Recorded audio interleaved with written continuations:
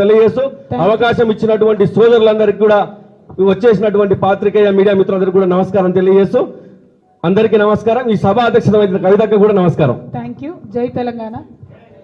మళ్ళీ ఒకసారి మాట్లాడినటువంటి మిత్రులకు మాట్లాడనటువంటి మిత్రులందరికీ కూడా ప్రత్యేకంగా ధన్యవాదాలు. అందరికంటే ఎక్కువ మరి చాలా కీలకంగా ఈ సమావేశం ఏర్పాటు చేయడంలో ప్రతి ఒక్క బీసీ కమ్యూనిటీతోని కోఆర్డినేట్ చేసుకొని ఇంత పెద్ద దండలో దారంలాగా వ్యవహరించినటువంటి మా అన్న శివశంకర్ అన్న గారికి కూడా ప్రత్యేకంగా ధన్యవాదాలు తెలియజేస్తూ ఉన్నాను.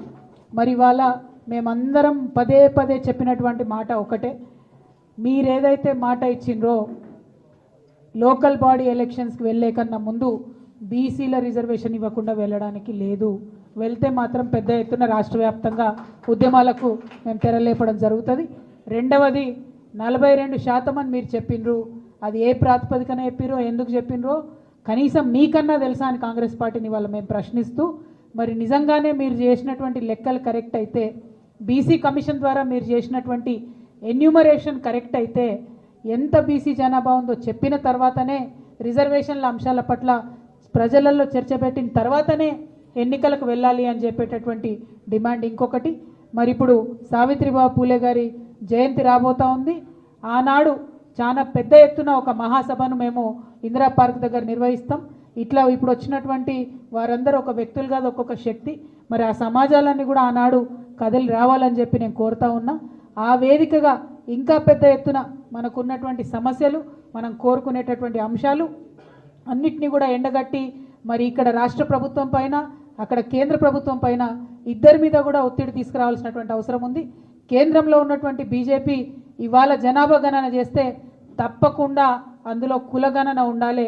కేవలం ఒకే ఒక పెన్ స్ట్రోక్తోని today Narendra Modiji and BJP government at the centre can change the fate of crores of backward class community in this nation. So we demand a column for a caste census should be included in the census that is going to be conducted next year.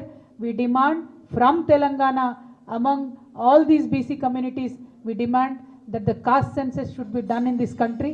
That can give us political representation, that can give us jobs, that can give us funds for the upliftment of these BC communities. So that is our fundamental demand.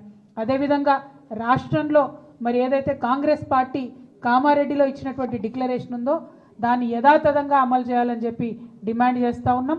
అంతకుముందు ఉన్నటువంటి ప్రభుత్వంలో BRS ప్రభుత్వం చేపట్టిన అనేక కార్యక్రమాలను అర్ధాంతరంగా అర్థం లేకుండా నిలిపివేసినటువంటి పనులన్నీ కూడా సాఫీగా కొనసాగించాలి. అది గౌరవ భవన నిర్మాణాలైనా సరే, అది గొర్రెల పంపకమైనా సరే, నాణ్యమైన చేపపిల్లలేసేదైనా సరే, బీసీ గురుకులాలను మరి చక్కగా నిర్వహించడమైనా సరే, ప్రభుత్వం మారినంత మాత్రాన పథకాలు ఆపితే ఇబ్బంది పడేది ప్రజలు అన్నటువంటి విషయాన్ని ఇప్పుడున్నటువంటి ప్రభుత్వం గుర్తించాలని చెప్పి మరొక మారు డిమాండ్ చేస్తూ మరి పెద్ద ఎత్తున ఇవాళ బీసీలందరూ కూడా కదిలినారు. బహుజనులందరూ కూడా కదిలితే మరి ఎట్లా ఉంటుంది అనేటటువంటి విషయం ఇవాళ ఒక ట్రైలర్గా శాంపుల్గానే చూపిస్తూ ఉన్నాం. దీన్ని తప్పకుండా సినిమా అన్నది మీకు 3వ తారీఖు నాడు, జనవరి 3వ తారీఖు నాడు ఇందిరా పార్క్ దగ్గర ప్రదర్శిస్తాం. మా డిమాండ్లను యథాతథంగా ప్రజల పక్షాన ఆలోచించి నిర్ణయం తీసుకోవాల్సిందిగా ఈ ప్రభుత్వాన్ని కోరుతూ, జై తెలంగాణ, జై తెలంగాణ, బీసీల ఐక్యత. తెలంగాణ ప్రజలందరికీ